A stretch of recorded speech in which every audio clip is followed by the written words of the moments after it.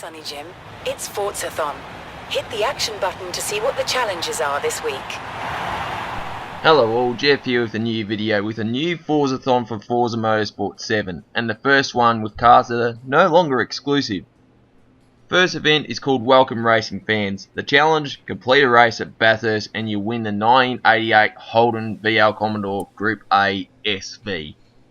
Second event, Australian Legends. First challenge, win a race in the Holden Tirana A9X. And the second challenge is to complete 4 laps in a Supercars Championship Division car. In other words, a V8 supercar. Do those challenges and the Grease Monkey driver gear is yours. Third event is called Party in Oz. First challenge is to win a race in the 1967 Ford Falcon XR GT. The second challenge is to complete a race at Bathurst in a 1965 Mini Cooper S. And the third challenge, you may ask, is to win a race in a C-Class car. Do those challenges and the 2016 Chevrolet Camaro Super Sport is all yours. So let's start off with the challenges. So I decided to go with the challenge with the Ford Falcon XR GT first. Why have I done this? Well, I realised I could do a 2-challenge race here, which is to win a race in the Ford Falcon XR GT and complete a race at Bathurst. So I've gone with this car. Perhaps the car that kick-started Australian muscle. And there we go. Getting by the R31 Skyline. Now the XR GT Falcon won the Bathurst race in 1967. A year later, Holden built its first V8 with the Monaro, the HK Monaro GTS, which is actually in-game. Anyway, let's claim the prize. This is your 1988 Holden VL Commodore Group A SV.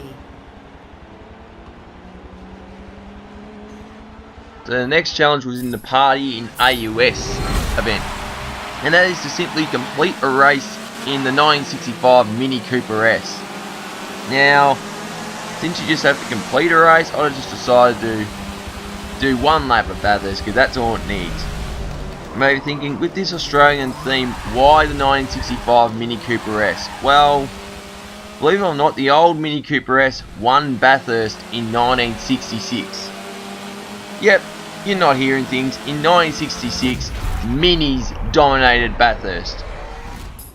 So the next challenge here, I've chosen the Holden Tirana Forza Edition. Now the thing is, I decided to try a 2-challenge race with a Holden Tirana A9X in C-Class. However, if you are going to use the Forza Edition, it will not work.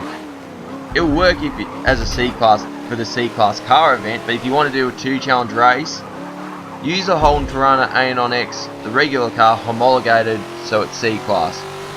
It's a shame, however, it's a very legendary car, so make sure you use it. But the thing was, that completed the Party in AUS Forzathon event. So let's claim our prize. This is your 2016 Chevrolet Camaro Super Sport.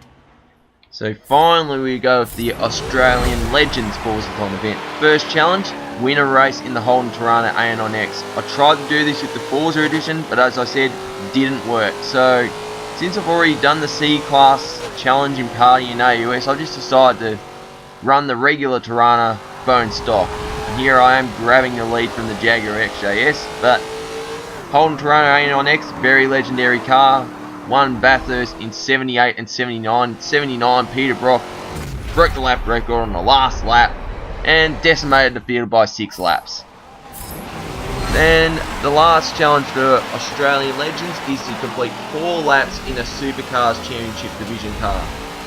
In case you missed it, it's a V8 supercar. So any V8 supercar, whether that's a Holden, the Ford, the Nissan, the Mercedes, this is going to work. So the next race that popped up was Maple Valley Short. I'm like, you know what, I'll just race with a full grid. Doesn't matter where I'm going to finish. But I decided to go with the Mercedes because I haven't shown the Mercedes V8 supercar in any of my videos.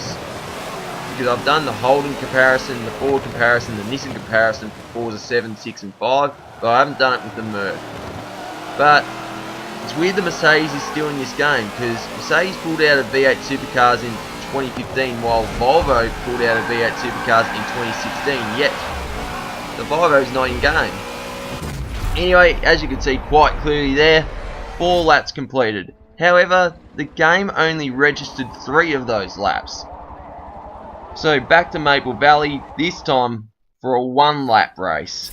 So yeah, and being Maple Valley short, it's going to be a very short lap. So yeah, as I said, it's weird that we have the Mercedes in Forza 7 but not the Volvo. Whether that's because of they want certain drivers' cars in the game, could be the case. Because yeah, I don't know. It's weird that we still have some of the V8 supercars from 2015 and 2016 rather than just a whole field of 2017 cars. But anyway, what can you do? But yeah, the Mercedes, it was somewhat successful. Won a couple races here and there. The team that ran the Mercedes, they now run Holdens, and they won Bathurst last year, so you never know. Mercedes could have earned that victory last year if they were still in the sport. But anyway, that's all the Forzathon events done and dusted. So let's claim our last prize, which is the Grease Monkey driver gear. To be honest, it looks cool and all, but I'd rather be the Stig. From that point of view, is the Stig testing out the cars. So first off, we have the Holden VL Commodore Group A SV. Or as I said in one of my previous videos, it's actually called the HSV VL SS Group A SV. However, it's more commonly known as the Walkinshaw, as in Tom Walkinshaw, British sports car driver, who co-founded Holden Special Vehicles, aka HSV, with Holden. And it's for a muscle car, this thing is very nimble, as you can see. Now for 1988, this had what, 180 kilowatts. That's nothing by today's standards. Like, you have your Golf GTRs have more power than that. However, in 88, after all the pollution stuff, it was a bit of a return to form and power wise. And not only that, I'm pretty sure this was Holden's first ever fuel injected V8. So that's something as well. And it was a bit of a flop of a car when it went touring car racing. However, in 1990, one of these things won Bathurst against all odds after the Ford Sierra RS500s and R32 Skyline GTR. They all had issues, and somehow one of these things won Bathurst. If it wasn't for that, probably no one would care about this car, but it's got a bit of a cult following and are very valuable pieces of kit. Anyway, 129 for the Walkinshaw. And now to the 2016 Camaro. Now, the Walkinshaw and the Camaro, they were previously locked. Because of the update, you can buy them right now. However, with this week's Forzathon, if you don't have the cars yet, you may as well do these events because they're going to be free for you. Happy days.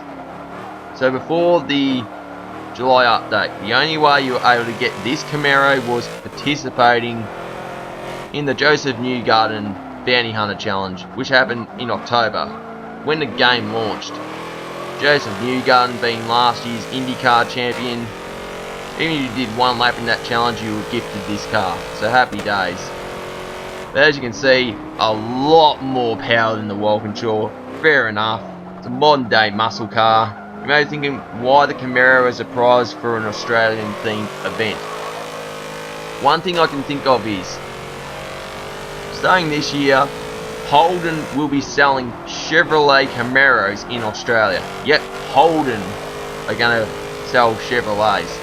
Because HSV, as in the guys that built the Walkinshaw as you see before, as well as the Maloo pickup truck, the GDS, or Vauxhall VXR8 for all you Brits, they're going to convert Camaros to right-hand drive for Australians. So this is probably going to be the car that you're going to see a lot of in Australia.